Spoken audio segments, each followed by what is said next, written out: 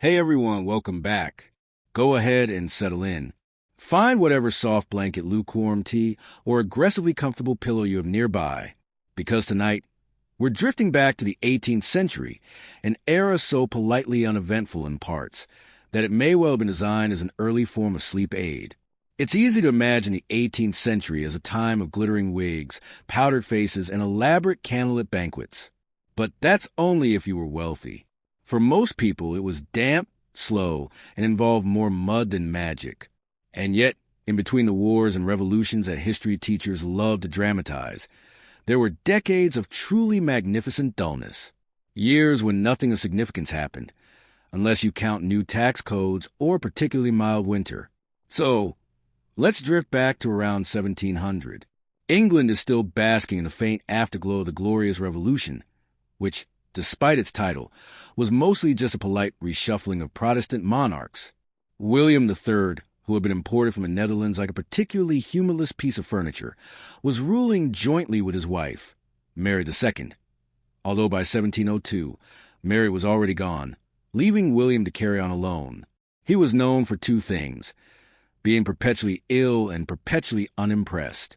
And he spent much of his reign trying to stop Louis XIV of France from doing, well, French things: expanding borders, wearing lace, building enormous gardens.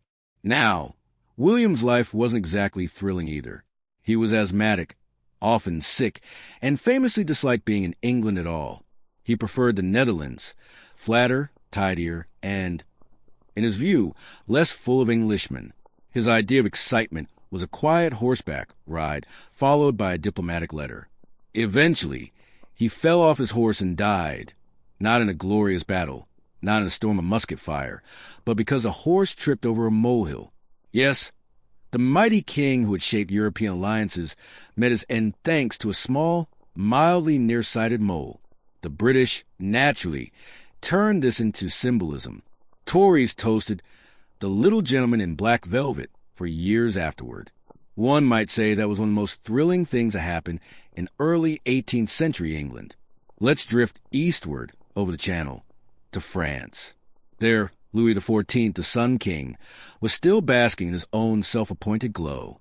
By 1700, he had been ruling for nearly 6 decades, and he was tired.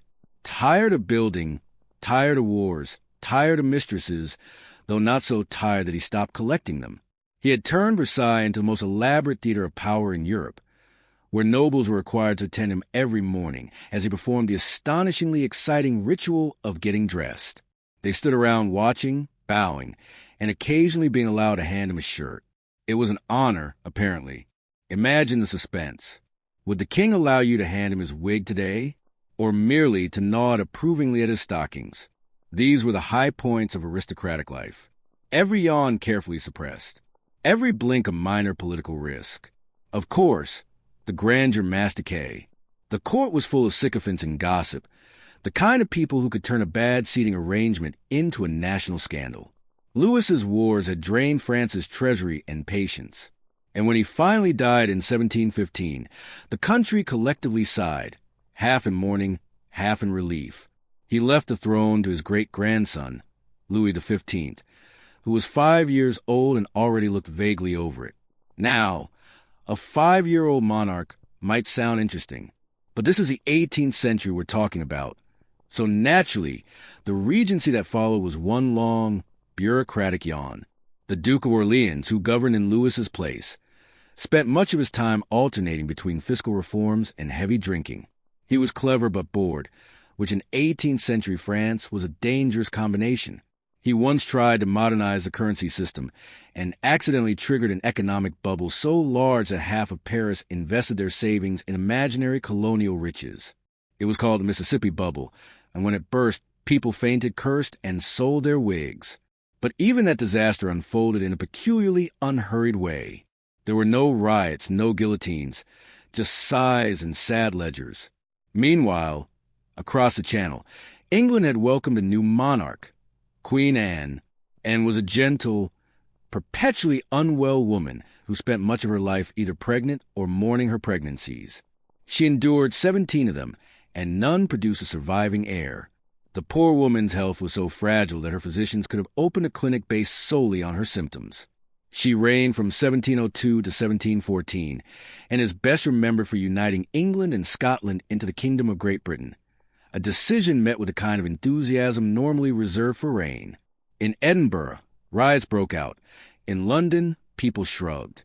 The Acts of Union were signed, flags were redesigned, and life continued in much the same way, slightly duller, slightly grayer. Anne's court was not known for excitement either. Her closest companion, Sarah Churchill, Duchess of Marlborough, dominated her emotionally and politically until Anne grew tired of her constant scolding.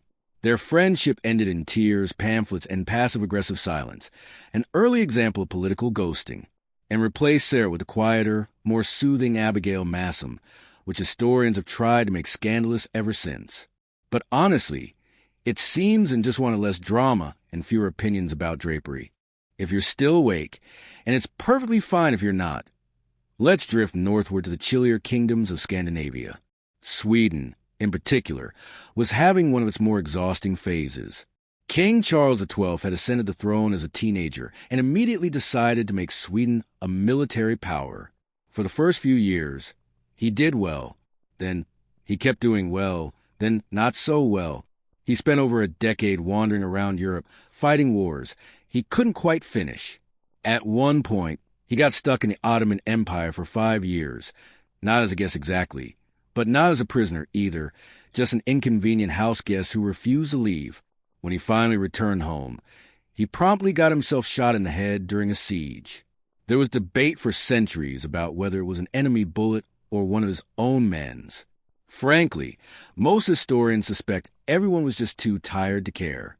While Sweden was exhausting itself into irrelevance, Russia was doing the opposite. Peter the Great was modernizing, violently, enthusiastically, and with the kind of manic energy that feels almost inappropriate for a sleep aid. He dragged Russia, kicking and sneezing, into the modern world. He introduced Beard's taxes, built cities and swamps, and personally dissected corpses to learn anatomy. He was a man who could not sit still, and everyone else suffered for it. To balance him out, his successor, Catherine I, spent most of her short reign doing very little at all, which must have been a relief for everyone involved. Let's drift back toward the western half of Europe again, where the Holy Roman Empire, an institution that was neither holy nor particularly Roman, nor much of an empire, continued to exist out of sheer bureaucratic inertia. By the 18th century, it was a confusing mosaic of tiny duchies, principalities, bishoprics, and free cities, all theoretically under one emperor, but practically governed by whoever could afford the most wigs. Emperor Leopold I had died in 1705, leaving behind 2 sons, Joseph I and Charles VI. Joseph ruled briefly, then died of smallpox in 1711, because naturally, the 18th century loved nothing more than cutting promising reigns short with preventable diseases. Charles VI then spent his life trying to ensure his daughter, Maria Theresa, could inherit the throne. He even issued the Pragmatic Sanction, a document so self-important and dull that entire conferences were held to discuss it, usually to the sound of light snoring. In Spain, the century began with a war that was, ironically, about boredom. Specifically, who would inherit the Spanish throne after Charles II, the famously inbred Habsburg, died without an heir. Charles was so genetically compromised that at a miracle he made it to adulthood at all. He was described by one ambassador as imbecile in body and mind, and even his portrait painters couldn't do much to make him look alive. When he finally died in 1700, Europe collectively panicked over who would replace him. The resulting War of the Spanish Succession dragged on for over a decade, featuring endless negotiations, sieges, and alliances that shifted slower than a glacier. By the end, France's Philip V got the throne, Britain got Gibraltar, and everyone else got indigestion. Philip V's reign was long and, yes, somewhat melancholic. He suffered from bouts of depression, so severe he sometimes refused to get out of bed or even change clothes for weeks. His queen, Elizabeth Farnese, took over many state affairs while Philip lay in nightclothes pondering the futility of existence.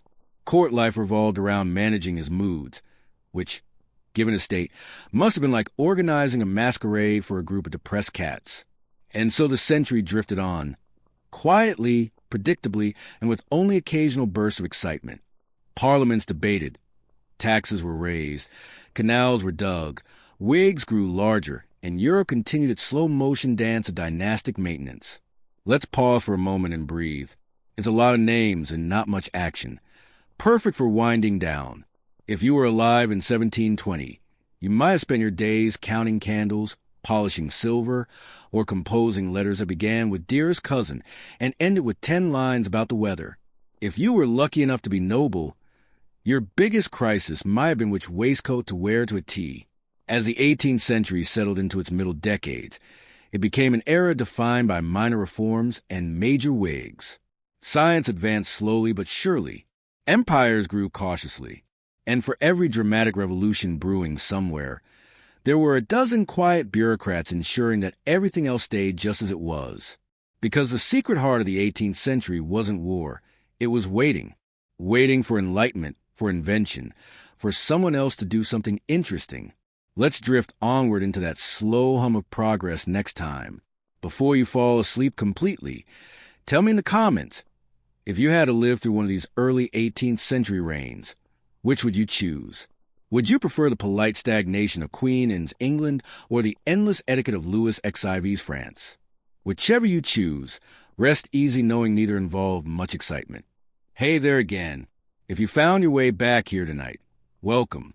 Let's slip the mind back into that pleasant half-dreaming state where history unspools at the pace of a drifting candle flame. We're still somewhere in the early 18th century, the world's most politely uneventful decades. A time when wigs got higher, teacups got smaller, and politics was mainly conducted through letters that began, "My esteemed and tiresome colleague." So, when we left off, the early monarchs had done their part by mostly sitting still and dying of minor illnesses. Now we move forward to the next act in our grand drama of mediocrity, the decades between 1720 and 1740. If the 18th century were a symphony, this would be the Adagio movement. Soft, predictable, repetitive, nothing too loud. In Britain, the new king was George I, or, as the English affectionately called him, the German one who can't speak English. He had inherited the throne not because anyone particularly wanted him, but because he happened to be the nearest Protestant relative in the messy tangle of European bloodlines. He was Elector of Hanover, a small and tidy German state famous mainly for existing. When Queen Anne died childless in 1714, Parliament looked around, frowned at the idea of a Catholic monarch, and said, "Ah, yes, that distant cousin from Hanover, he'll do." George I arrived in England confused, middle-aged, and unimpressed. He brought with him a handful of German courtiers, none of whom spoke much English either. The British nobility were offended. The public was confused, and the court was filled with the gentle hum of awkward multilingual dinners. George himself preferred spending time in Hanover. He thought London was too dirty, too noisy, and far too English. So he went home frequently, leaving his ministers to handle things. This, incidentally, is how Britain accidentally invented the modern system of government. While the king was busy avoiding England, a man named Robert Walpole quietly took charge. He became what we now call the first prime minister, though he would have been horrified to hear the title. He considered himself simply First Lord of the Treasury, a much duller name for a much duller job. Walpole's philosophy of government was simple: avoid drama at all costs. He kept Britain out of wars, balanced the budget, and filled Parliament with his allies by distributing what we might now call motivational financial gestures. Historians often describe his tenure as peaceful, which is a polite academic word for incredibly boring. But Walpole's calm leadership suited the age. Britain was tired of war, and even more tired of paying for it. The average Englishman's most exciting moment of the decade might have been the opening of a new coffee house, or perhaps hearing that the price of tea had gone down. Even smuggling, which was technically thrilling, became a kind of sleepy cottage industry. Families in coastal towns quietly rowed barrels of French brandy ashore at night, then went home to bed. Of course, not everyone approved of Walpole's endless calm. Poets and pamphleteers complained that he'd turned the country into a trading post for dull merchants. Jonathan Swift, never one to resist a good sneer, called his government a mere shopkeeper's paradise. But the people liked peace, and Walpole liked stability, so they all carried on one long national nap under gray skies. Meanwhile, across the Channel, France was experimenting with something new, pretending to be fine. After the death of the Sun King, the Regency had been chaotic, and by the 1720s the country was still recovering from the Mississippi bubble, that famously disappointing financial dream where investors had hoped to find gold in Louisiana and instead found mosquitoes. The Duke of Orleans had died, leaving behind debts, gossip, and a trail of exhausted courtiers. Into this post-Regency haze stepped Louis XV, the boy king, now growing into adulthood. Louis XV was often called the Beloved, a title that would later prove ironic. He was charming, but in a mild, fragile way, the kind of man you might trust to choose wallpaper, but not lead a war. His main hobbies included hunting, being indecisive, and feeling vaguely guilty about both. His ministers did most of the actual work, while Louis floated from palace to palace, accompanied by mistresses who provided equal parts distraction and policy advice. The French court continued its daily rituals with clockwork precision, morning audiences, endless meals, and the occasional feigning spell brought on by corsetry. Versailles remained a masterpiece of structured boredom. 1,000 nobles lived there at once, orbiting the king like perfumed satellites. They spent their days attending levees, writing petitions, and competing for the honor of handing Louis's gloves. If you wanted excitement, you had to settle for gossip, and even that was predictable. Someone was always rumored to be pregnant, someone else to be disgraced, and occasionally someone was both. While France perfected its art of idle magnificence, other countries were practicing their own versions of quiet endurance. In Spain, Philip V, yes, the depressed one, was still oscillating between melancholy and religious fervor. He occasionally abdicated the throne just to rest, then returned when he got bored of being retired. His wife, Elizabeth Farnese, ruled in his stead whenever he withdrew, which was often. Together, they made government a kind of marital relay race. One ruled while the other sulked. Their court was deeply pious, relentlessly formal, and full of people pretending to enjoy both. Over in Austria, Emperor Charles VI continued his lifelong project of ensuring his daughter, Maria Theresa, could inherit his titles without the entire empire falling apart. He spent decades begging other rulers to recognize his pragmatic sanction, which, despite the dramatic name, was essentially a very long and tedious legal document about succession rights. Everyone eventually agreed, mostly because they were tired of hearing about it. Naturally, when Charles died in 1740, all those same rulers immediately ignored their promises and invaded her territories anyway. But that's a problem for a slightly more exciting later part.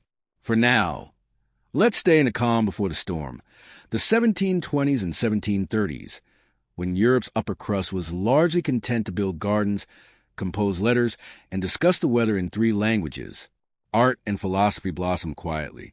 Voltaire was exiled, returned, was exiled again, never quite dramatic enough to cause riots, but just irritating enough to keep censors awake at night. He dined with duchesses, insulted ministers, and wrote polite but devastating essays about how nothing worked as it should.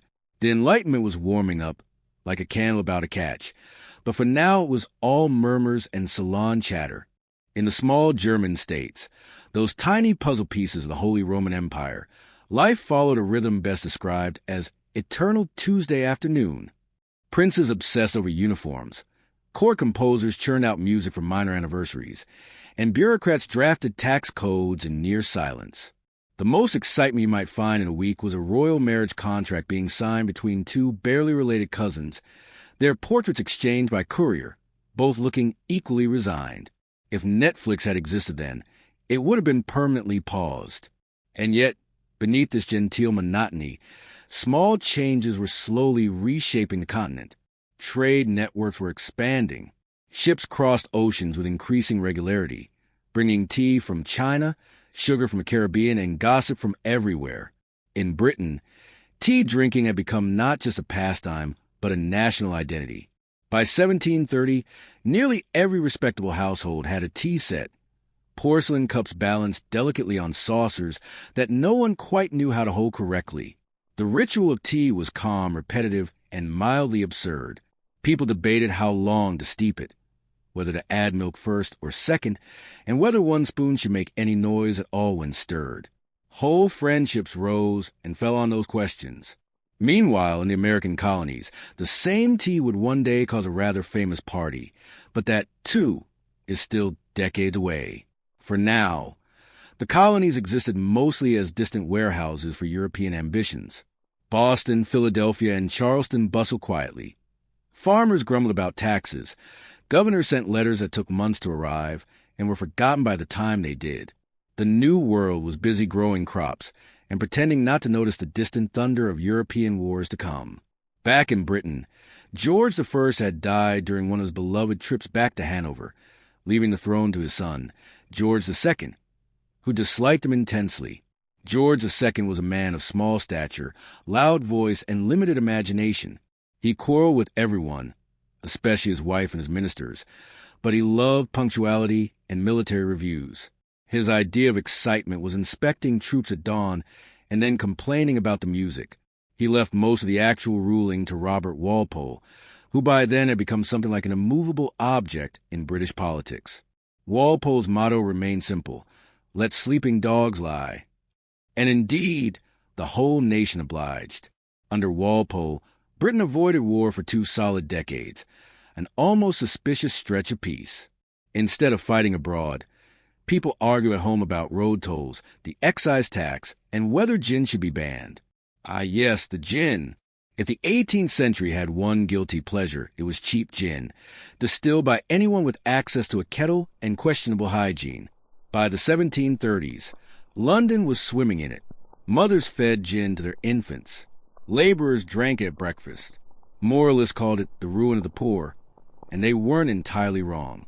But it was also the only thing that made the fog bearable. Walpole's government tried to tax it, but that just made it more fashionable. It was perhaps the liveliest thing in an otherwise sedate century, which tells you everything. In France, Louis XV was developing a similar addiction, not to gin, but to ennui. He had all the wealth, power, and luxury imaginable, and yet he was terminally bored. He built new palaces, held extravagant hunts, and filled Versailles with music and laughter. Yet he often sat silently, lost in thought. Courtiers whispered that he was too melancholy to rule, while philosophers whispered that monarchy itself was a problem. Everyone whispered, in short, and nothing much changed. Across Europe, science and philosophy continued to glow faintly at the edges of this polite stagnation. Astronomers mapped stars. Chemists discovered gases. But these discoveries moved through salons and universities at a gentle, almost hypnotic pace. No revolutions yet, just curiosity, framed in candlelight. Let's pause for a moment here. You can almost feel the stillness of it all, the clinking of teacups, the scratching of quills, the endless sound of wigs being adjusted. If you've been alive in 1735, your biggest worry might have been whether your powdered hair looked slightly gray or properly white, or whether your lace cuffs were fashionable in Paris. It was a world obsessed with appearances, rituals, and the comforting illusion that nothing would ever change. But as we know, centuries rarely keep their promises. Beneath the calm surface of these decades, something was stirring. Quietly, like a kettle just before the boil. Empires were expanding. Fortunes were being built on trade and colonization. Philosophers were questioning everything, even if they still did so in polite Latin. The 18th century was winding itself up gently for something louder. Still, for now, we remain in the cozy middle. A world of powdered wigs and tax reforms, of mild scandals and lengthy dinners, of monarchs who ruled by doing as little as possible. It was a time that believed in stability above all else, a fragile, comforting illusion of order that would, one day, be swept away. But that's a problem for a later night. So, as we let the candles burn low and the century continue its sleepy turn, take a deep breath and picture yourself there, sipping tepid tea in a quiet parlor, listening to the rain on the cobblestones, and wondering if anything interesting will ever happen again. Spoiler, not for a while. Before you drift off completely, tell me in the comments, if you had to pick one companion for a long, uneventful evening in 1730, who would it be? Would you rather share tea with Walpole, trading whispers about taxes, Or sit beside Louis XV, politely pretending to be fascinated by the latest court gossip? Let me know when you wake up, of course. Hey again, if you've made it to part 3, that means either you're bravely committed to finishing this historical nap, or you've woken up halfway through part 2 and are giving it another try. Either way, welcome back. Let's sink softly into the middle of the 18th century, the 1740s and 1750s, a time when the world managed to make enormous empires feel somehow slow. The candles are still burning, the wigs are still powdered, and Europe is still arguing, mostly in writing. Our old friends, the monarchs of the age, have changed, though only in the literal sense that several of them have died and been replaced by relatives who looked and behaved almost exactly the same. We begin with Austria. When Emperor Charles VI finally passed away in 1740, all his careful paperwork about succession, the pragmatic sanction, that glorified legal side we mentioned earlier, immediately failed to impress anyone. He'd begged every major power to promise that his daughter Maria Theresa could inherit his lands in peace. They all nodded, signed the document, and smiled politely. Then, of course, they invaded her. The War of the Austrian Succession began not with trumpets, but with the collective sound of rulers backtracking.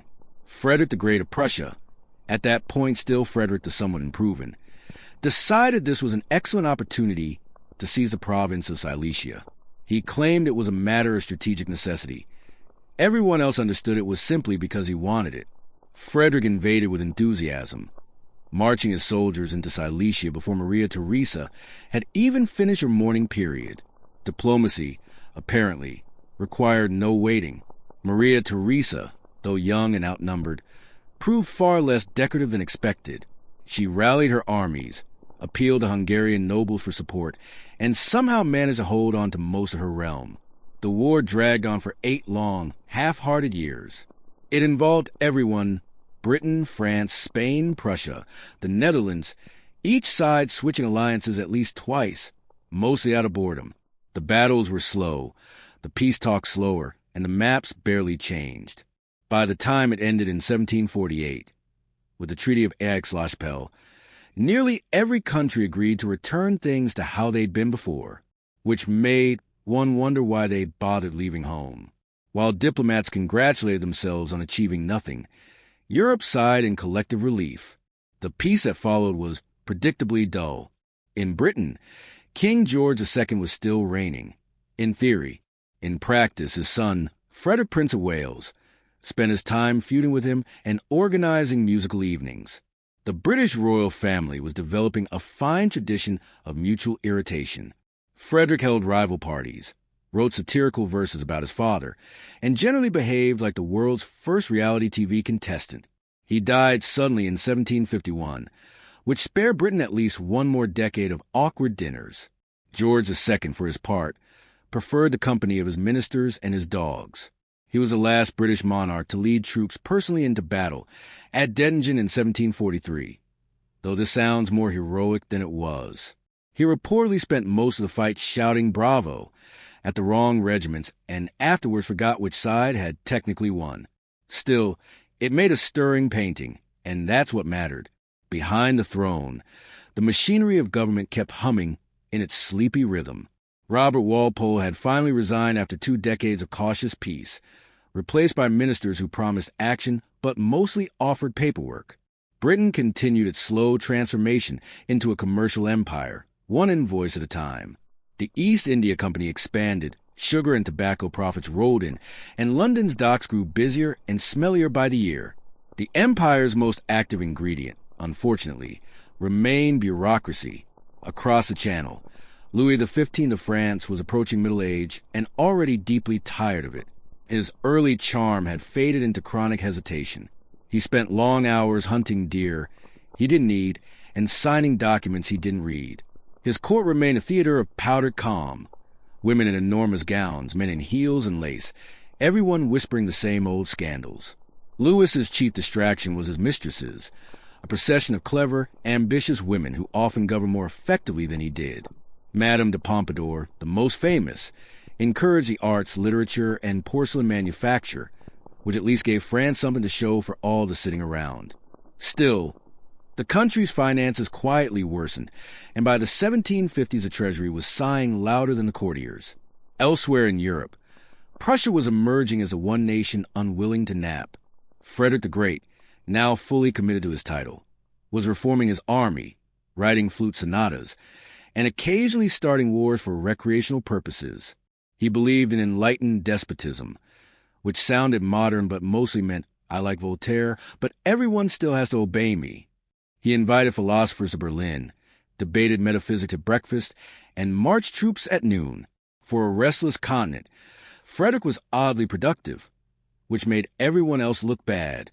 Russia, meanwhile, had entered one of its periodic identity crises. After Peter the Great's manic modernization, a carousel of rulers took turns on the throne, each reigning for roughly the lifespan of a cabbage.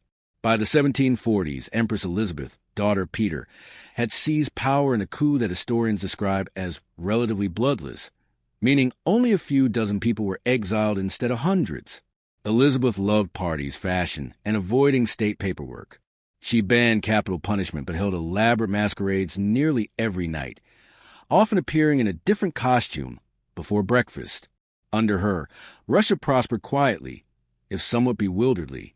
If all this seems too calm, we can thank the balance of power politics of the age, a delicate diplomatic dance in which everyone promised to maintain peace by threatening war. Ambassadors met in smoky rooms, exchanged memoranda, and congratulated one another on preventing chaos by endlessly discussing it. For the average citizen, the mid-18th century was an era of steady prices, familiar rulers, and roads that were marginally less muddy than before. Progress crept forward like a polite guest. And yet, beneath this polished surface, global competition was heating gently, like a kettle 1 minute before it whistles. Britain and France, in particular, were circling each other across the oceans. Both had colonies in North America, the Caribbean, and India, and both were increasingly convinced that the other was being terribly rude about it. In Canada, British settlers built forts near French territory. The French responded by building forts near the British forts, because nothing says diplomacy like identical fort construction. Local disputes escalated into skirmishes, which escalated into what history now calls the 7 Years' War, though, to be fair, it hadn't started yet. For now, everyone was still pretending to be friends. Let's pause for a gentle breath here. Imagine yourself walking through London in 1750. The air smells faintly of coal, smoke, and pastry. Carriages clatter over cobblestones. Everywhere you look, men in tri-corner hats are arguing about the price of sugar. It's peaceful in a grimy sort of way. If you listen closely, you can almost hear the distant sound of colonial ambition bubbling like a pot left unattended. Back indoors, polite society was perfecting its rituals of boredom. In Britain, afternoon tea had become practically mandatory. In France, salons flourished, elegant gatherings where noblemen and philosophers discussed the nature of virtue until everyone quietly lost interest. Madame Geoffrin hosted some of the best of them, serving chocolate and reason in equal measure. Guests included Diderot, who was compiling an encyclopedia so comprehensive that even he fell asleep editing it. Each article was a small rebellion against ignorance, though most readers use the volumes as decorative table legs. Across the Atlantic, the American colonies were thriving under benign neglect. Governors ruled with light hands, merchants prospered, and settlers expanded westward in mild defiance of treaties. Taxes were low, trade was good, and the average colonist felt comfortably ignored by London. It was, perhaps, the calm before several very noisy storms. But that's for another night's tale. Meanwhile, the arts reached a polite crescendo. In Vienna, composers like Haydn began experimenting with symphonies that were orderly, cheerful, and mathematically precise. Perfect background music for a world allergic to surprises. In England, Handel filled concert halls with oratorios that made audiences feel vaguely pious and extremely respectable. Even architecture got tidier. Clean neoclassical lines replaced the frills of Baroque, as if the buildings themselves were sighing and sitting up straight. Religion, too, found new, quieter expressions. In England, the Methodists began preaching to miners and factory workers, offering hymns and self-discipline. John Wesley traveled tirelessly on horseback, logging thousands of miles. It was perhaps the most energetic thing happening in Britain that decade. The established church frowned politely, then carried on dozing. And of course, no mid-century evening was complete without talk of health. Doctors recommended bleeding for nearly every ailment, from headaches to heartbreak. Leeches enjoyed a golden age. Fashionable hypochondria spread among the upper classes. One might faint elegantly after supper just to show refinement. The 18th century took illness as both entertainment and social currency. There were few real cures, but plenty of opportunities to discuss them. Let's drift north again, briefly, to Scandinavia, where absolutely nothing remarkable was happening. Denmark and Sweden had both realized that constant warfare was exhausting and that neutral trading was far more relaxing. They spent the 1750s exporting timber, writing poetry, and politely staying out of trouble. It was perhaps the most sensible policy on the continent. By the mid-1750s, however, even the most lethargic diplomat could sense tension returning. Britain and France were once again on the brink of war, this time on a global scale. Armies mobilized slowly. Fleets set sail even more slowly. Treaties were written, revised, and ignored. The 7 Years' War would soon begin, a conflict fought on nearly every continent, though mostly by men who'd rather be home drinking tea. But before the cannons roared, there was one last moment of calm, that fragile stillness before the next chapter of history wakes up. If you picture it, Europe in 1756, it's a continent pretending to be peaceful. Courts glitter, ministers debate, philosophers write about virtue, and somewhere in Berlin, Frederick the Great taps his flute impatiently, waiting for an excuse. Every empire is poised like a drowsy cat about to stretch. And yet, for now, the world turns quietly, wrapped in the hum of ordinary days. Take another slow breath. This was the 18th century's greatest magic trick, appearing timeless, even as it prepared to unravel. You could walk through Paris, London, Vienna, or St. Petersburg and feel that nothing had changed in decades. The same carriages, candles, and carefully bored faces. But history, like sleep, never holds still for long. Before you drift off, tell me in the comments, if you had to spend an evening in 1750, would you choose a candlelit salon in Paris, a damp tavern in London, or perhaps a silent palace in Vienna, listening to the first whispers of Haydn's music?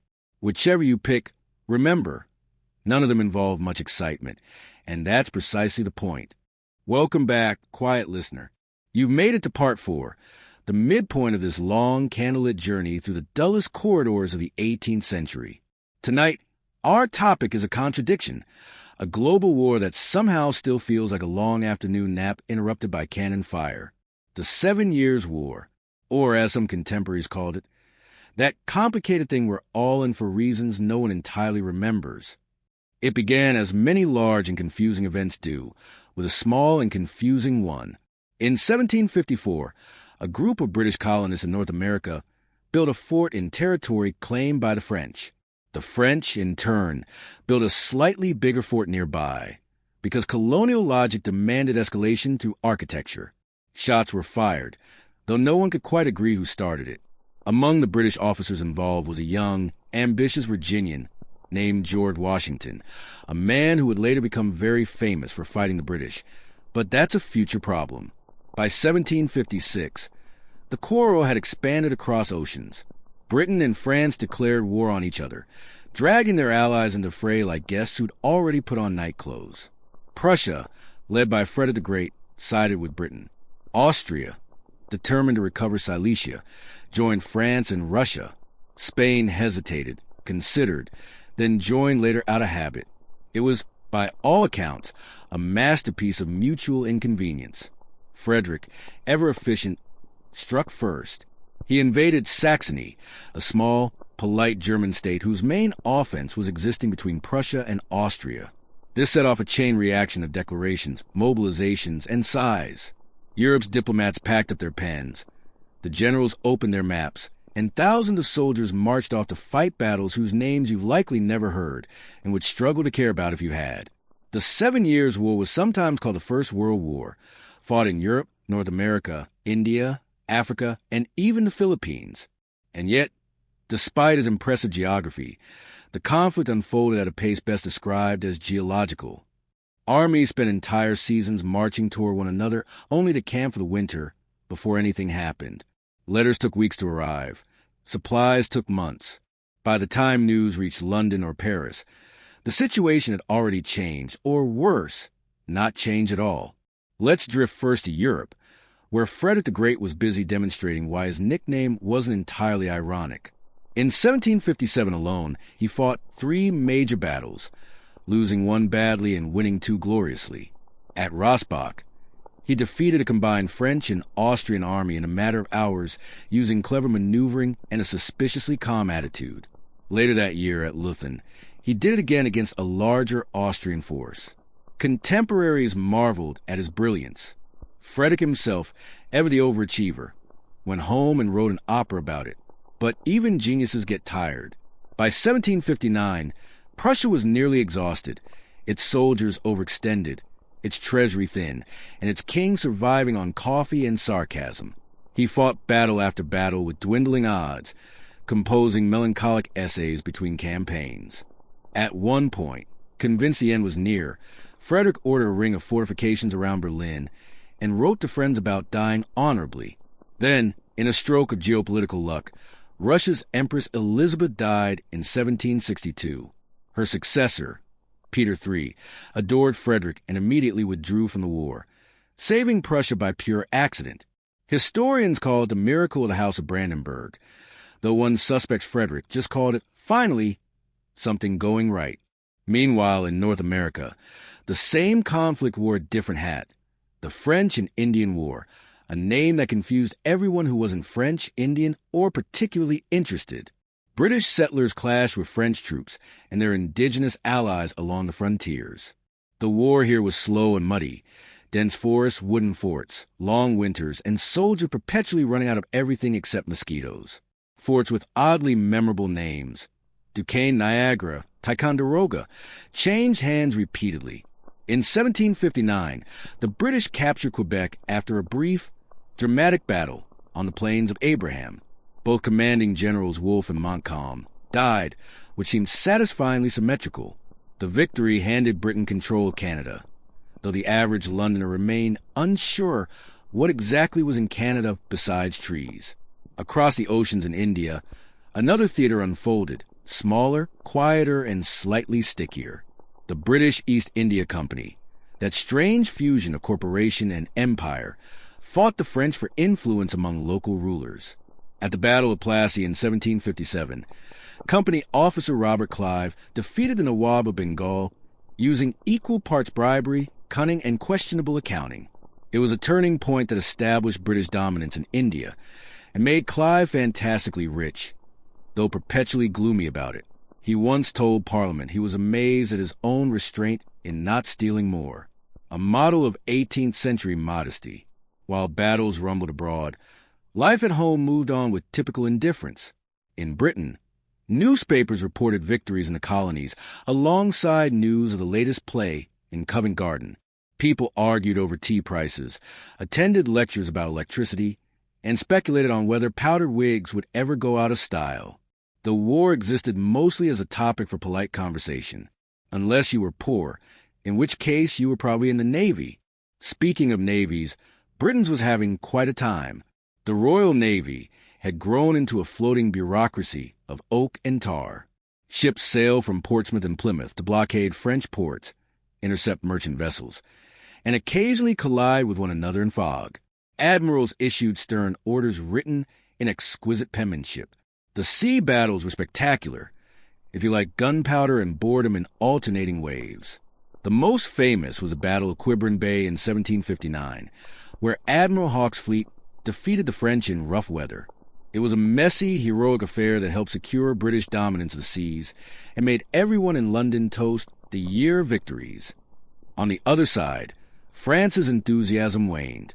Its colonies fell one by one. Its treasury leaked silver, and its ministers debated whether the Americas were worth the trouble. Louis XV famously remarked that losing a few acres of snow in Canada didn't matter. He wasn't entirely wrong, though it was not the most motivational speech ever delivered to a nation. France focused instead on art, fashion, and politely despairing about its finances. Austria, Russia, and Prussia continued grinding through campaigns that achieved little besides exhaustion. Each summer, armies marched. Each winter, they stopped. And each spring, diplomats met to discuss how tired everyone was. Civilians suffered quietly, farmers losing crops, towns rebuilding, and merchants wondering if the war would ever end. It was a symphony of fatigue conducted by generals in lace cuffs. The war's global nature made it vast but strangely detached. You could live your whole life in Spain and barely know what was happening, or be in Bengal and think the entire world was involved. The correspondence between London and its colonies took months. So by the time news of a victory arrived, the next battle was already lost. History unfolded by delay. If you find yourself drifting now, that's appropriate. The 7 Years' War is best absorbed at half-conscious speed. Imagine the slow creak of ships at anchor, the rhythmic tramp of boots through muddy fields, the constant flutter of letters sealed with wax. Each event blends into the next, a watercolor of fatigue. By 1763, everyone had had enough. The war ended with the Treaty of Paris, a document so thorough that it rearranged half the known world while managing to bore every reader. Britain emerged victorious, gaining Canada, Florida, and dominance in India. France lost most of its overseas empire, but kept its sugar islands, which turned out to be far more profitable anyway. Spain traded Florida for Havana and called it even. Prussia retained Silesia, ensuring Frederick's lifelong smugness. And Austria consoled itself with philosophy and pastries. The map of the world had shifted, but the people mostly went back to sleep. Let's take a moment to notice what the world looked like in the calm that followed. Britain stood at the height of its imperial power, its navy ruling the seas, its merchants ruling the docks, and its debts quietly towering. Victory was expensive, and taxes soon followed. In the American colonies, settlers began to notice those taxes and wonder why they were paying them to a king an ocean away. A restless murmur began, faint for now, like a draft under a closed door. In France, defeat had bruised pride but not luxury. Louis XV continued his routine of hunting, dining, and regret. Philosophers, Voltaire, Rousseau, and others, filled salons with sharp observations and softer cushions. They spoke of liberty, equality, and the rights of man, ideas that would eventually explode into something much louder. But for the moment, they were still just talk over chocolate. Russia, under Catherine the Great, who took power after Peter III's brief and disastrous reign, began stretching its ambitions toward the Black Sea. Catherine read Enlightenment authors by candlelight, corresponded with Voltaire, and reformed her empire with remarkable patience. She embodied the 18th century's strange paradox, autocrats quoting philosophers about freedom. Elsewhere, the smaller powers resumed their usual routines. The Dutch traded, the Swedes stayed neutral, and the Italians composed operas about love and death with equal indifference. Even the Ottoman Empire seemed content to observe from afar, nursing its own internal naps. The 7 Years' War had ended, but its echoes lingered quietly. In North America, Britain's new colonies felt proud yet uneasy.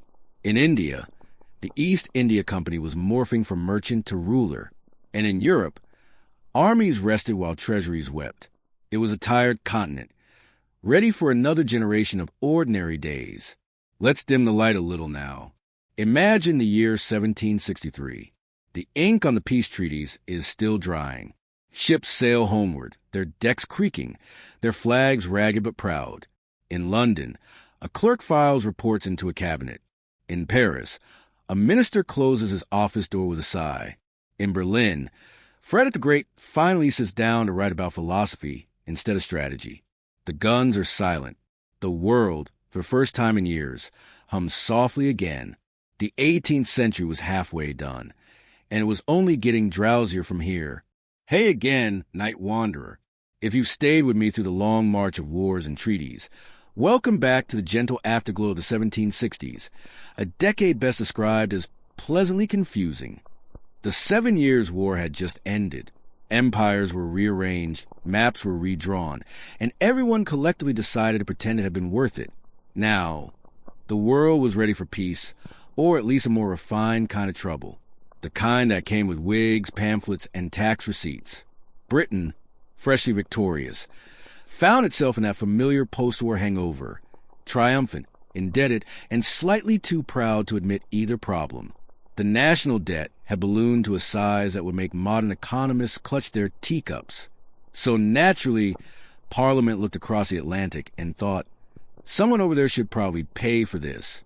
Thus began the slow, bureaucratic misunderstanding we now call the road to the American Revolution. The logic seemed simple. The colonies had benefited from British protection during the war. Surely they could contribute a modest sum to maintain their own defense.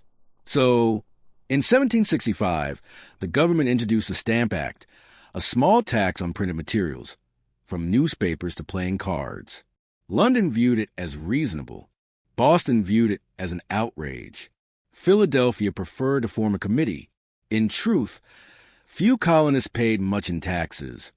What they hated was the principle. The idea that laws could be made for them without their consent felt, in the polite phrase of the time, a bit much. Protests spread, though protests in the 1760s often looked like loud tavern debates followed by letters written in impeccable cursive. Newspapers published essays with titles like a consideration on the injustice of parliamentary impositions. Crowds gathered, occasionally burning an effigy or two, usually of some unlucky tax collector. To London, this all seemed childish. To the colonists, it felt existential. After a year of unrest, the Stamp Act was repealed, proving that enough complaining, if done eloquently, could actually work. But Britain wasn't done trying. The Townshend Acts followed in 1767, imposing new duties on imported goods, tea, glass, paint, and paper. This time, resistance came in the form of boycotts. Colonists drank smuggled Dutch tea, wore homespun clothing, and congratulated themselves on their moral virtue. Merchants suffered quietly. Meanwhile, British soldiers were stationed in American cities to keep order, though their presence mostly inspired creative insults and occasional snowball fights. The tension simmered like an unattended kettle. In 1770, an argument between colonists and soldiers in Boston escalated into the so-called Boston Massacre, a name more dramatic than the event itself. 5 civilians were killed, which was tragic but hardly apocalyptic. Still, colonial printers seized on it as proof of tyranny. Engravings circulated showing red-coated soldiers firing into noble, innocent citizens who, in reality, had been throwing oyster shells moments earlier. Truth, as usual, was negotiable. Across the Atlantic, King George III was watching with the earnest confusion of a man who meant well, but rarely understood what was happening. He was young, conscientious, and deeply interested in agricultural improvements, which was charming but not terribly helpful in matters of empire. His ministers changed frequently, his policies less so. The colonies, in his mind, were children who needed firm but loving correction. The colonies, for their part, were adults pretending to be polite teenagers. It was not a sustainable relationship. By 1773, Parliament made one last, fateful attempt at efficiency, the Tea Act. It was designed not to punish the colonies, but to rescue the struggling East India Company by allowing to sell tea directly to America at a lower price. Unfortunately, lower taxes were not what anyone wanted anymore. It was about dignity now. In December of that year, a group of colonists in Boston dressed as Mohawk Indians, for reasons unclear to everyone, including themselves, and dumped hundreds of chests of tea into the harbor. The event became legendary as the Boston Tea Party, though it was less of a party and more of a very expensive tantrum. London's response was swift and severe. The so-called coercive acts of 1774 closed Boston's port, curtailed colonial self-government, and generally announced that patience had expired. Other colonies, who had previously treated Boston as that loud cousin you tolerate at reunions, suddenly felt sympathy. They convened the First Continental Congress to discuss unified action, a polite prelude to something much louder. For now, though, the storm was still forming. Most colonists didn't want independence. Not yet. They wanted respect, perhaps a few apologies, and maybe fewer soldiers standing on their streets. Many still toasted the king in the evenings, perhaps unaware that in 2 years they'd be firing muskets at his army. History moves slowly until it doesn't. Meanwhile, in Europe, things seemed tranquil, outwardly at least. France was still ruled by Louis XV, whose interest in government was famously minimal. He preferred private gardens, elegant mistresses, and a consistent state of melancholy. His mistress, Madame de Pompadour, had died in 1764, leaving a void that no one could quite fill, though many tried. The court of Versailles glittered as brightly as ever. Chandeliers, powdered wigs, perfume strong enough to end small animals. But underneath the gold leaf there was rot. Debt from the 7 Years' War lingered. Taxes fell unevenly on the poor. And intellectuals, emboldened by Enlightenment ideas, began asking dangerous questions like, should kings exist? For now. Such talk stayed in salons and pamphlets, gentle murmurs under the sound of violins. In Austria, Empress Maria Theresa was nearing the end of her long and respectable reign. Her empire was vast, her children numerous, and her patience limited. One of those children, Marie Antoinette, had recently been married off to the awkward Dauphin of France, a union meant to secure peace between the Habsburgs and Bourbons. Marie was 15, fond of gossip and small dogs, and utterly unprepared for the chilly etiquette of Versailles. Her husband, the future Louis XVI, preferred locksmithing to conversation. They made a quiet, if uninspiring pair, history's most politely mismatched couple. Across Europe, reform was a fashionable word. Rulers read Voltaire, quoted Rousseau, and flirted with the idea of enlightened despotism. Catherine the Great corresponded with philosophers while expanding her empire. Frederick the Great played the flute and wrote essays about virtue between wars. Even minor princes fancied themselves philosophers, commissioning marble busts of themselves looking thoughtful. It was the age of reason, or at least the age of pretending to be reasonable. But reason had its limits. Peasants still paid crushing rents. Religious minorities faced restrictions. Women remained mostly excluded from political life, except as hostesses to men who wrote treatises about equality. Progress moved slowly, like syrup in winter, yet under the calm surface. Pressure was building. Ideas once confined to drawing rooms would soon spill into the streets. Back in Britain, life was changing too, though less dramatically. The early stirrings of the Industrial Revolution could be felt in the air, or perhaps smelled in it. Coal smoke began to drift over the towns of northern England. Inventors tinkered with spinning frames and steam engines, while pamphleteers debated whether this was a miracle or a nuisance. Farmers were enclosed off their lands. Workers crowded into cities. Most people carried on as before, unaware that they stood at the edge of a transformation that would define the next century. The 1760s and early 1770s were years of transition, a lull between thunderclaps. Science advanced quietly. Benjamin Franklin experimented with electricity. Joseph Priestley discovered gases, and Carl Linnaeus classified plants with the obsessive precision of a man rearranging a very large spice rack. Art became elegant, music graceful, architecture symmetrical to the point of smugness. If the 18th century had a sound, it was probably a harpsichord playing something repetitive and tasteful. In polite society, conversation ruled. People discussed philosophy, travel, and the latest scandal at court. Coffee houses buzzed with political debate, the 18th century equivalent of the internet, only with better grammar. Newspapers flourished, bringing news, gossip, and occasional truth. Somewhere, a gentleman read that the colonies were restless and murmured, "They'll come around." They didn't. In 1775, the calm finally cracked. Skirmishes broke out in Lexington and Concord, Massachusetts, small, confused, and badly organized. Someone fired the famous shot heard round the world, though no one knew who fired it. The British Army marched to seize weapons. The colonists resisted. By evening, the American Revolution had quietly begun, almost by accident. Reports reached London weeks later, and disbelief followed. How could farmers and merchants challenge the world's strongest empire? But they had, and they would continue. For now, though, will linger in the years just before that explosion, when the world still pretended nothing irreversible was happening. Imagine London in 1774, fog rolling along the Thames, carriages rattling over cobblestones, Parliament debating the colonies while servants light candles in Westminster. Imagine Paris. Mirrors and lace, salons filled with powdered heads nodding over virtues of liberty. Imagine Vienna, Mozart as a child, practicing scales under candlelight while aristocrats sipped chocolate nearby. And in the American colonies, imagine farmers looking up at a red sunset, wondering what new laws tomorrow might bring. Everything feels poised and very slightly unstable. That was the calm before the revolutions, an era of good manners masking bad tempers, of kings reading philosophy and peasants reading nothing at all. A world too polite to admit it was about to fall apart. If you're still awake, tell me, do you think the British could have avoided losing America if they'd just listened a bit more? Or was it always doomed to drift apart, like tea leaves at the bottom of a cup? Let me know your thoughts, softly, in the comments below. Hey there again, sleepless traveler. Settle back, breathe slow, maybe adjust a pillow.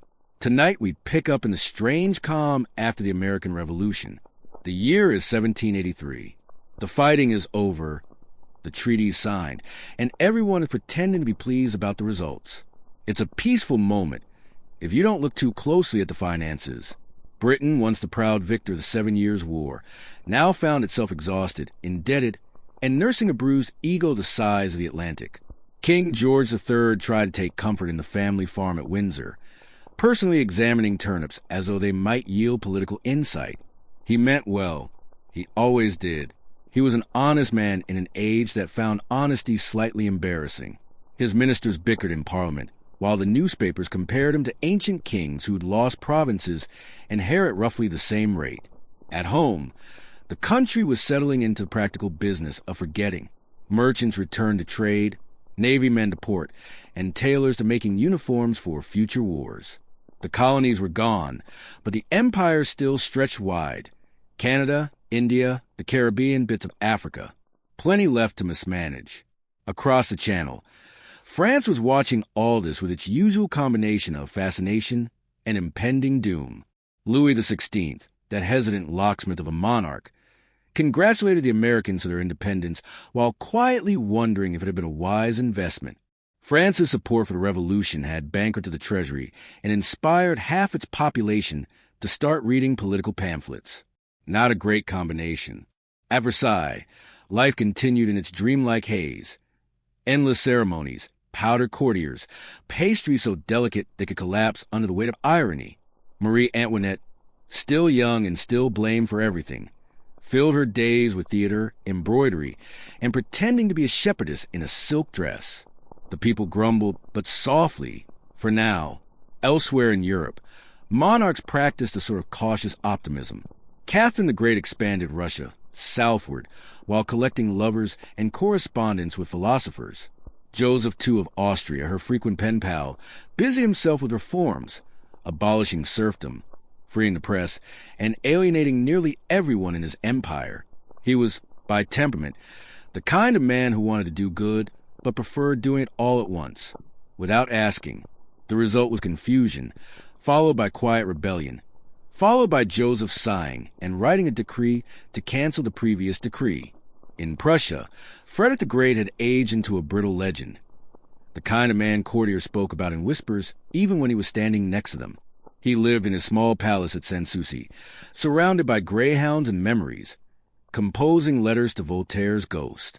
He had no children, no patience, and no interest in the future, which suited the future perfectly well. The rest of the continent drifted through the 1780s with an odd mixture of brilliance and boredom. The arts flourished. Mozart composed effortlessly cheerful music for increasingly nervous audiences. Science advanced.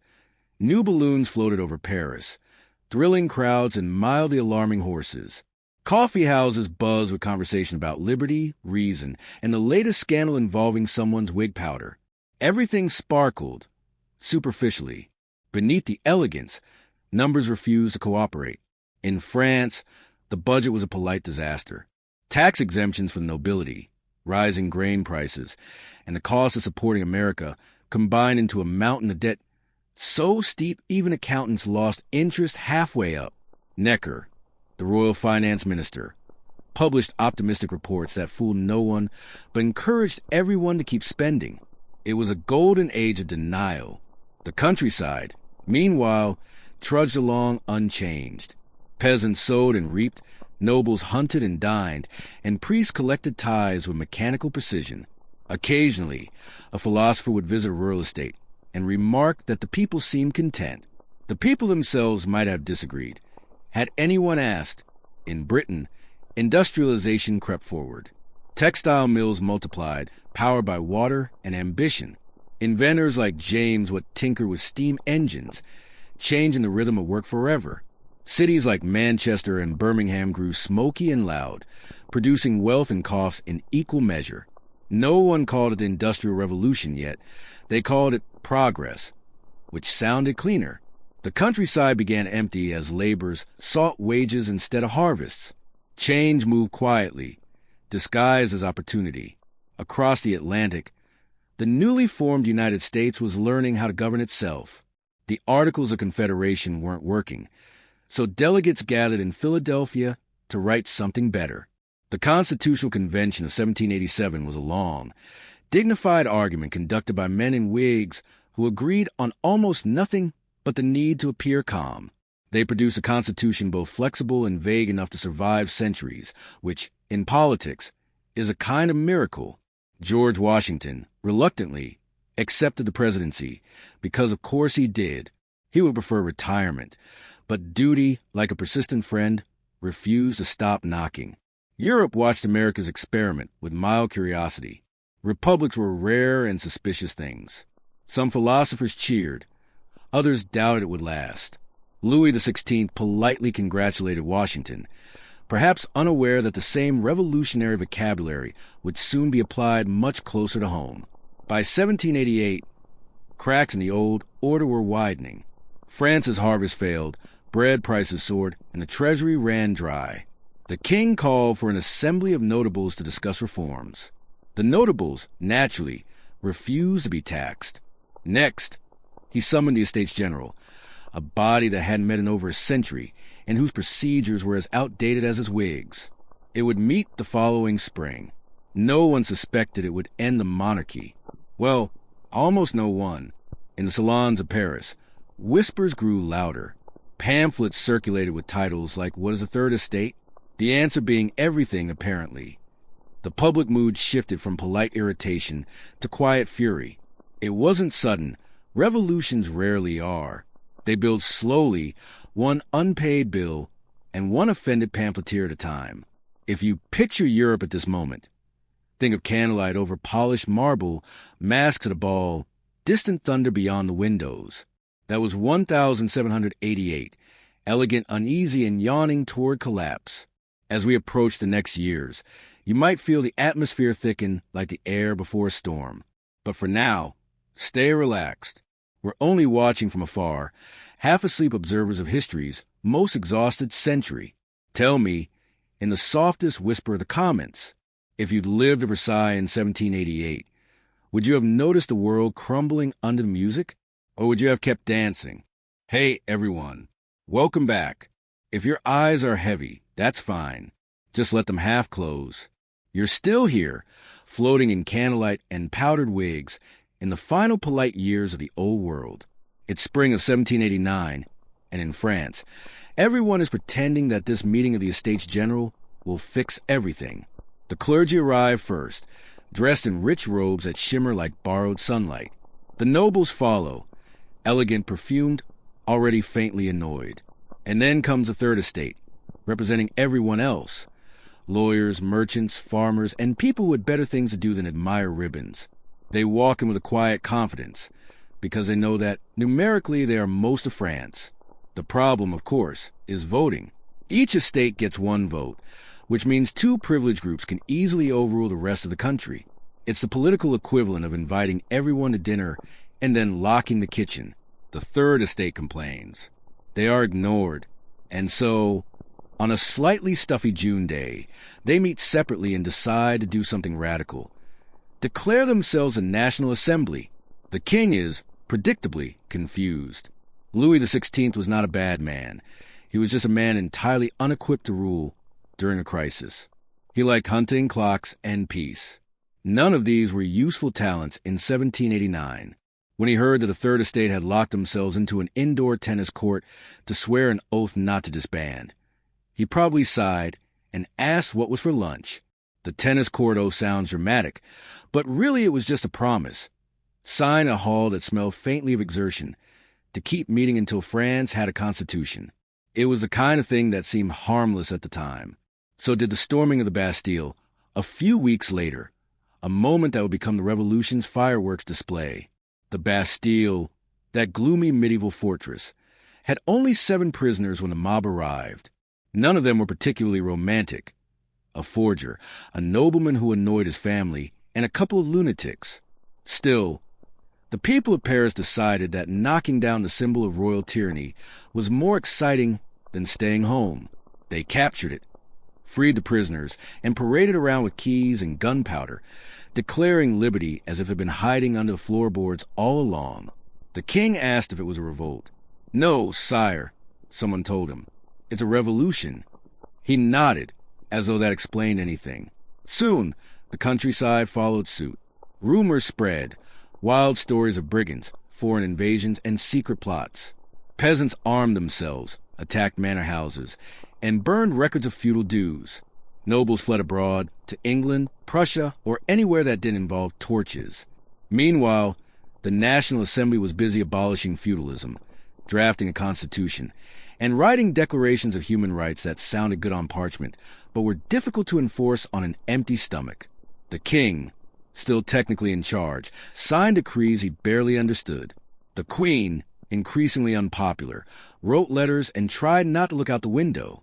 By 1790, France was a kingdom in name only.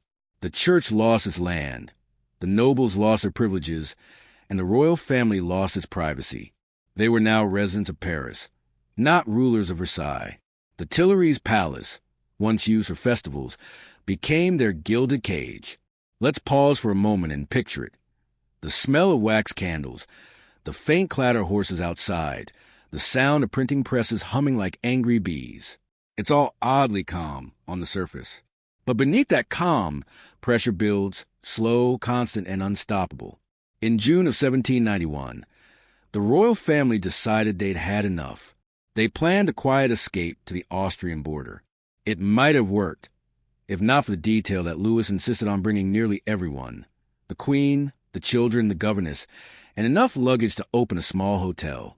He was recognized in the town of Varennes by a postmaster who'd seen his face on a coin. So much for anonymity. The family was escorted back to Paris under guard, their subjects watching in uneasy silence. From that moment, trust between king and country was broken. The constitutional monarchy limped along for another year, but the air was thick with suspicion. Foreign monarchs, meanwhile, grew nervous. The idea that common people could depose a king was contagious, and they didn't want to catch it. Austria and Prussia made threatening noises. France, newly radicalized, declared war. It went badly at first. Armies deserted. Generals hesitated, and Paris descended into panic. The king's enemies saw conspiracy in every defeat. In August 1792, the mob stormed the Tuileries. The royal guard were slaughtered. The monarchy, effectively, was over. The king and queen were imprisoned, stripped of their titles, and addressed as citizen. It was a democratic gesture with a grim undertone. The following year brought trials, long, theatrical, and hopeless. Louis XVI, accused of treason, defended himself calmly but pointlessly. The verdict was foregone. On a cold January morning in 1793, he was led to the guillotine in the Place de la Révolution. He gave a short speech, was interrupted by drum rolls, and then, in the clean efficiency of blade, the age of divine right ended. The executioner held up the head. The crowd cheered faintly, as if unsure of the etiquette. Some dipped handkerchiefs in blood, a gesture that was either symbolic or unhygienic, depending on your view of history. Marie Antoinette followed in October. Her trial was shorter and crueler. She was exhausted, prematurely aged, and serenely detached. When asked if she had anything to say to her accusers, she replied that she trusted herself to God. It wasn't the defiance the crowd expected, but then neither was she the villain they'd imagined. The blade fell again, and France moved deeper into its strange, sleepless experiment. The revolution, once idealistic, grew suspicious of itself. Committees formed. Then Committees began executing other committees. By the end of 1793, France was at war with nearly every neighboring country, and also, apparently, with its own past. Let's drift away from the noise for a moment. Imagine Paris under curfew. Lamps flickering, boots echoing on wet stones, citizens whispering passwords. The air smells of rain, ink, and fear. Even the clocks seem hesitant to tick too loudly. It's an exhausting year, 1793. But outside the borders, Europe keeps spinning. In England, George III is still tending his farm and trying to pretend that all this beheading business is a French fad that will pass. In Prussia, bureaucrats record troop numbers while secretly wondering who's next. In Russia, Catherine the Great reads reports from her ambassadors and writes withering comments in the margins. Everywhere, monarchs take deep breaths and order more guards. It's remarkable, really, how quietly the world adjusts to chaos. People marry, shop, compose sonatas.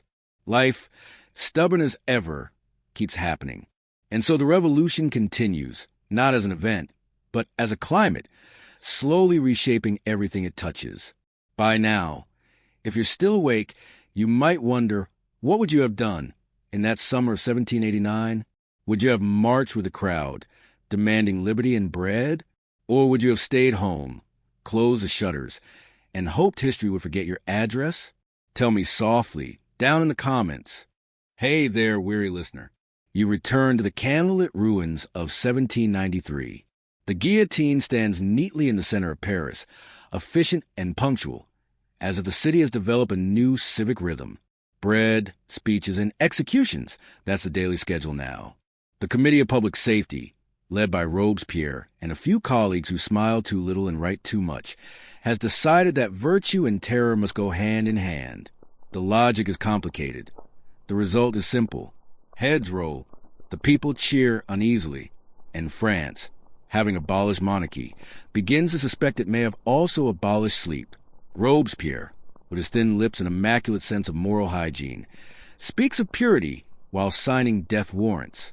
He truly believes he's saving the Republic, a man so certain of his own virtue that disagreement becomes treason. Danton, his old ally, jokes too freely and soon finds himself on the wrong side of justice. Camille Desmoulins, who once stirred the crowd to revolution with eloquence, now dies for being insufficiently enthusiastic about the killing. It's all very logical in a circular sort of way.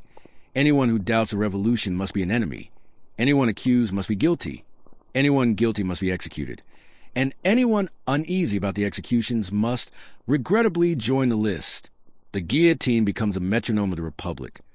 Precise, regular, and slightly hypnotic. Whole families vanish into the tribunal's paperwork. The prisons overflow, filled with people who committed the crime of existing at the wrong dinner party. Paris, for all its fear, carries on with small routines. Markets open, children play, and poets still scribble verses about freedom. Humans have an admirable, if strange, ability to adapt. Meanwhile, on the frontiers, war grinds on.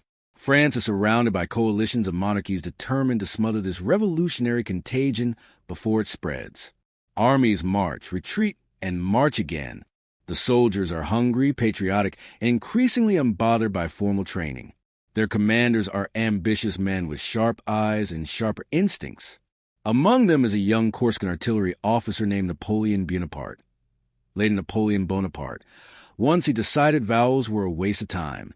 In 1793, he's still obscure, directing cannons at the siege of Toulon. But people notice him, the calm under pressure, the speed of thought, the slight tendency to order everyone around. He's promoted. And by 1795, he's in Paris, defending the government against royalist uprisings with what can only be described as aggressive competence. A whiff of grape shot, as one chronicler put it, turned mobs into memories. The government, relieved, rewarded him. Back in the political center, Robespierre's perfect republic is starting to show cracks. His colleagues grow nervous. The mood in the convention shifts from reverence to quiet resentment. After all, no one wants to be the last idealist executed by another idealist. In July 1794, the inevitable happens. Robespierre, pale and shaking, tries to speak before the assembly, and is shouted down. He's arrested, along with his closest followers, and the next day, the guillotine that once symbolizes purity claims him too. The crowd cheers, relieved and slightly confused.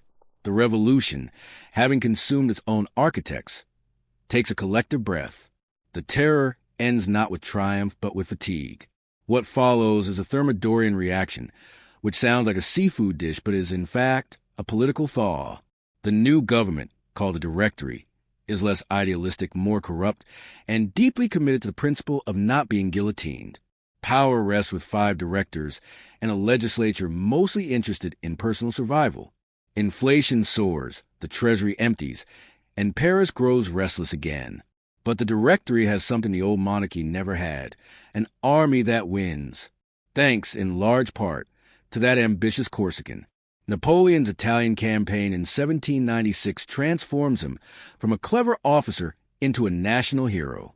He marches across the Alps, defeats Austrians with mathematical efficiency, and sends back wagons full of art. Italy, dazzled and slightly confused, signs treaties. Paris rejoices. Finally, some good news, and with such nice handwriting on the dispatches. Napoleon writes long letters to the government explaining how indispensable he is, then shorter, stranger ones to his wife, Josephine, who is mostly busy attending Parisian salons and forgetting to reply. Their relationship is a study in asymmetry. He adores her. She tolerates him. But for now, distance keeps them charming. By 1798, Napoleon is too popular to ignore and too dangerous to control. The Directory, desperate for distraction, sends him to Egypt, an ambitious plan to undermine British trade and perhaps find a few pyramids to lean against. It's a campaign of sand, sun, and dysentery. The army suffers. The ships are destroyed, but Napoleon's propaganda paints it as a triumph. He discovers, in a sense, that winning on paper can be as effective as winning in reality. Back home, France continues its weary cycle of politics and bread shortages. The ideals of liberty have faded into the practicalities of administration. People want stability, not speeches. The press still prints pamphlets, but fewer people bother to read them. And then in 1799, Napoleon returns, unannounced, unexpected, and unmistakably in charge of his own narrative. The government, already unpopular, wobbles under the weight of rumor and incompetence. Napoleon and a few allies orchestrate a coup, polite, efficient, and almost bloodless. The Directory is dissolved. In its place rises a consulate, with 3 consuls to govern France. Napoleon, naturally, is first consul. The title is modest. The power is not. He moves into the Tuileries Palace, the same residence where Louis XVI once fretted over clock mechanisms. Napoleon does not fret. He rearranges the furniture. The Republic, tired of chaos, accepts him like a strong cup of coffee after a decade of insomnia. And just like that, the revolution fades into history. Not with fireworks, but with paperwork. Imagine Paris at this moment. The year is 1799.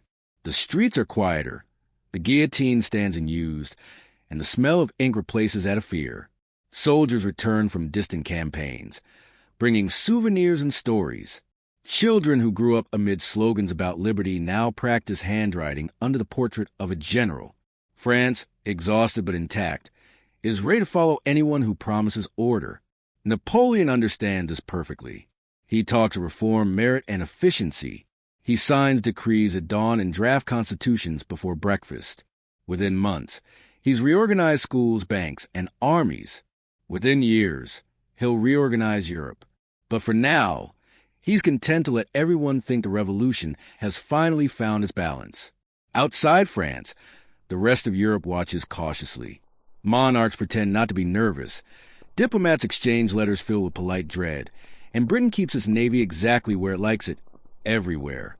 The 18th century is almost over now. It's staggering toward midnight, exhausted and glittering. A century that began with powder formality and Baroque grandeur ends with cannon smoke and conscription. The Whigs are gone.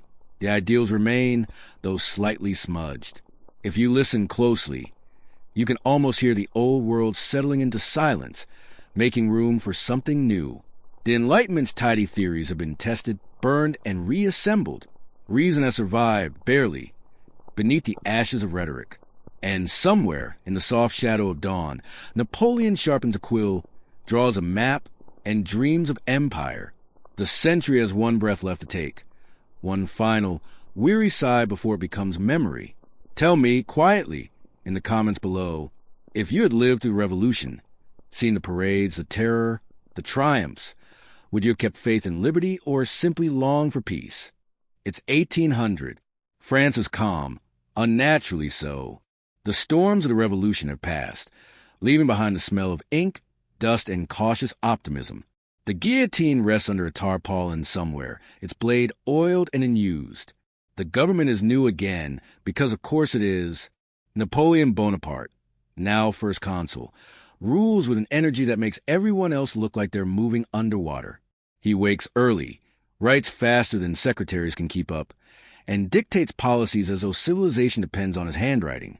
In his mind, it probably does. He promises France three things: order, glory, and employment. The country, tired of chaos and unpaid bills, nods gratefully. Within months, he reorganizes the administration, reforms the tax system, and founds the Bank of France. The paperwork alone could fill a cathedral, but Napoleon seems to enjoy it. He also creates a Napoleonic code, a civil law system so practical and durable that it survives him, outliving empires and revolutions alike. It's tidy, secular, and deeply rational, a bureaucrat's lullaby in legal form. The French people, used to improvising justice, now find themselves with consistent rules. It's a small miracle, disguised as legislation. Abroad, peace doesn't last. Britain, naturally, refuses to sit still.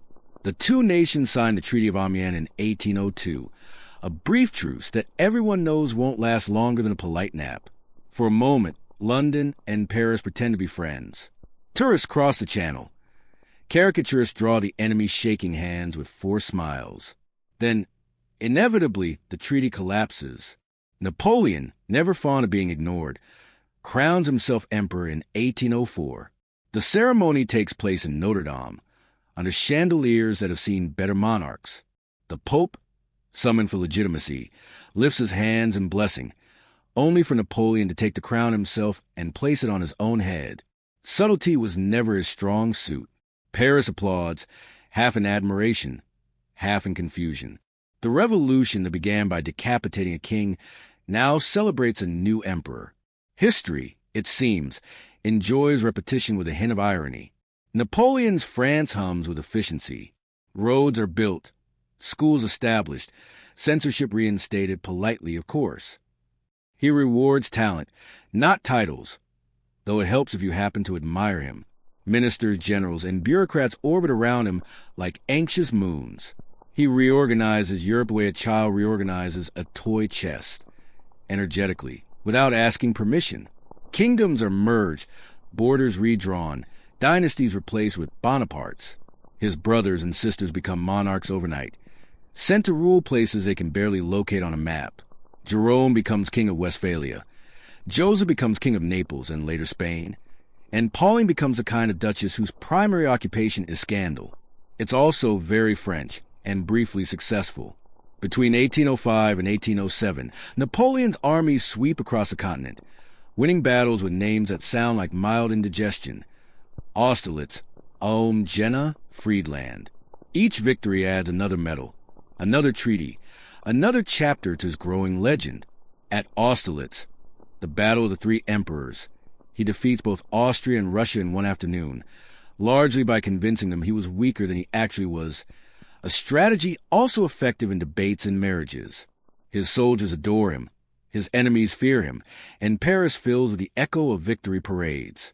The Holy Roman Empire, already fragile, collapses under the strain. After nearly 1,000 years of polite dysfunction, it dissolves entirely in 1806. Its last emperor, Francis II, shrugs, renames himself Emperor of Austria, and continues with his day. Bureaucrats quietly refile documents under A instead of H. Not everyone is impressed. Britain, safely across the sea, continues its blockade, choking French trade. Napoleon responds with a continental system, a grand plan to close Europe's ports to British goods. It's clever in theory, disastrous in practice. Smugglers flourish, economies suffer, and Britain simply sells to everyone through intermediaries anyway. Portugal ignores the blockade, so Napoleon sends troops to teach them manners. Spain, inconveniently located in the way, becomes an accidental battlefield. The Peninsular War begins, a long, stubborn, sunburnt mess of ambushes, betrayals, and marching in the wrong direction. The Spanish resist with ferocity. The British, under young Arthur Wellesley, later the Duke of Wellington, lend a hand. It's Napoleon's first real quagmire. He calls it an ulcer, which is accurate both militarily and metaphorically. Still, at the height of his power, around 1808, he controls most of Europe, directly or indirectly. From Lisbon to Warsaw, thrones are filled with people who owe their crowns to him. France seems invincible. Even his mistakes glitter for a while, before collapsing. His personal life, meanwhile, is as restless as his politics. Josephine, charming but childless, cannot provide an heir. After years of affection and frustration, Napoleon divorces her in 1810, tenderly, efficiently, and with an entire audience watching. He marries Marie-Louise of Austria, a young woman whose father once fought against him. Diplomatically, it's a triumph. Emotionally, it's complicated. She produces a son within a year, the King of Rome, ensuring the dynasty's future. Napoleon weeps with joy, the court applauds, and somewhere Josephine tends her roses in melancholy peace. By 1812, Europe has settled into an uneasy rhythm. Trade suffers, censorship grows, and the arts, always adaptable, learn to flatter authority in hexameter. Painters immortalize Napoleon in mythic poses, crossing the Alps, receiving ambassadors, consulting maps. He begins to believe his own portraits. But empires, like soufflés, are prone to collapse if overextended. The next great test looms: Russia. Tsar Alexander I, once Napoleon's uneasy ally, grows tired of French arrogance and British blockades. He reopens trade with England. Napoleon, affronted, gathers an army of over 600,000 men, the largest Europe has ever seen, and marches east. It's an astonishing sight. Soldiers from every corner of the empire, French, Polish, Italian, Dutch, German, trudging toward an idea of victory that grows fainter with every mile. They cross the Niemen River in June, confident and sunburned. They reach Moscow in September, starving and bewildered. The city burns, the Russians retreat, and winter arrives like a stern teacher. The retreat from Moscow is a slow-motion disaster. Frostbite replaces glory. Horses freeze mid-step. Cannons are abandoned in snow. Out of the Grand Army, only a fraction returns. Napoleon rides ahead, silent and grim, leaving the rest to stumble home through drifts of history. When he reaches Paris, he claims it was all strategic. The government pretends to believe him. And yet, even in failure, his legend grows. Europe watches in exhausted fascination. Monarchs who once trembled now sharpen their pens. Britain tightens its blockade. Austria hesitates. Prussia reforms. Russia prepares revenge. The world, tired of victories, begins to plot his undoing. The man who once controlled Europe is still standing, proud, brilliant, and increasingly alone. Imagine the candlelight flickering over his desk at the Tuileries. Maps spread out like tangled dreams. Reports of losses stacked beside sketches of glory. Outside, the city sleeps uneasily, unsure whether to cheer or shiver. The century, somehow, hasn't ended. It has simply transformed, from powdered courtiers to marching drums, from silk to smoke. The Enlightenment's reason has given way to ambition. The delicate waltz of diplomacy has turned into a military march. And yet, even here, amid the noise of cannons and proclamations, there's a strange serenity. History, having spun itself dizzy, begins to slow. So, if your eyelids are heavy, that's fine. You're keeping pace with the world, and the world by now is tired too. Tell me, quietly in the comments, would you have followed Napoleon across Europe, chasing glory and frostbite? Or would you have stayed home by the fire, pretending to be neutral? When we left off, Napoleon's grand empire was cracking like a porcelain teacup under the weight of its own glory. The year is 1813. France is exhausted. Its coffers empty, its people weary, and its armies thinned by snow and bad decisions. The emperor still paces, plans, dictates, dreams. He cannot stop. Momentum is his only remaining companion. The coalition against him grows like mold in damp bread. Britain, Russia, Prussia, Austria, all politely agreeing that one man ruling Europe is perhaps too much. They advance with a sense of vindicated patience, as if history itself has finally decided to do some spring cleaning. Napoleon meets them head-on at Leipzig in October 1813, the Battle of Nations. It lasts 3 days. Cannon smoke clogs the air. Generals shout through fog. Allies defect mid-battle, as though remembering better invitations elsewhere. By the end, over 500,000 men have fought. A quarter are dead or wounded. Napoleon retreats westward, muttering strategy to no one in particular. France, now invaded, trembles but does not resist him. Paris opens its gates to the Allies in 1814. Napoleon abdicates, for the first time, with a strange dignity. He signs a document with his usual flourish, as though drafting yet another decree that might reorganize fate. They send him to Elba, a small island near Italy, lovely in a way that must have irritated him immensely. He's allowed a modest court, a few guards, and the title Emperor of Elba, which sounds more like a jest than a job. He walks the beaches, supervises minor road repairs, and designs uniforms for an army of 200. If history had any mercy, it would have left him there, but history is sentimental and slightly cruel. In February 1815, Napoleon decides that retirement doesn't suit him. He boards a ship, sails past the French Navy, who, conveniently, decide not to stop him, and lands on the mainland. A few soldiers meet him, guns raised. He steps forward and says simply, "If any of you will shoot your emperor, here I am." No one fires. They join him instead. By the time he reaches Paris, he commands tens of thousands. The world collectively sighs. The Allies, halfway through rearranging Europe, drop their pens and pick up their swords again. The 100 days begin, a brief encore in which Napoleon tries, once more, to outthink destiny. It ends, inevitably, at Waterloo. The rain falls steadily on June 18th, 1815. The battlefield is a muddy chessboard. Napoleon faces Wellington and the Prussians under Blucher. He still has brilliance, but not luck. His marshals are tired. His enemies are patient.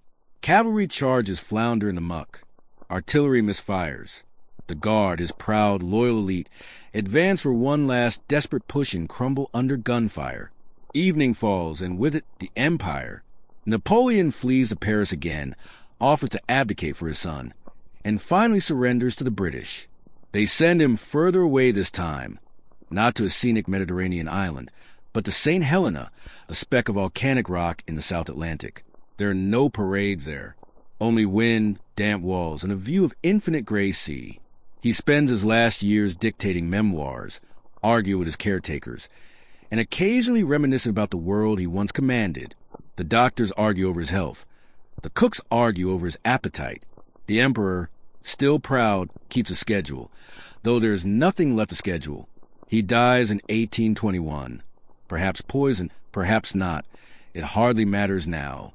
The waves continue, unimpressed. Back in Europe, the victors gather at Vienna to redraw the map once more. Kings reclaim thrones, aristocrats return from exile, and diplomats congratulate themselves for restoring order. The Congress of Vienna lasts 9 months, longer than some marriages, and only slightly more productive.